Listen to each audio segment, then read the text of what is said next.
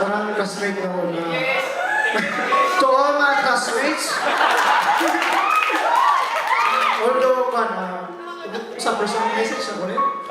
Buta to personal message na sa inyo. Although dili ko maka-graduate on time, but still ibutang niyo sa heart ninyo ko.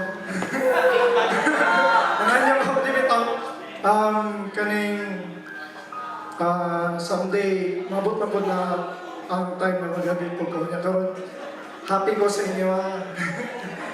Thank you kayo sa pagkatuig since first year Guban. And sa mga friendship na to, hardship na to na nagiyan. Sa mga teachers po na to na gitagaan to, challenges na moto na di po dahil. Sabi ng English. Moto to, siguro Thank you, James. In behalf of IT4B, thank you for coming, especially ang ating mga ever-supportive faculty, sa lahat ng nandito na students.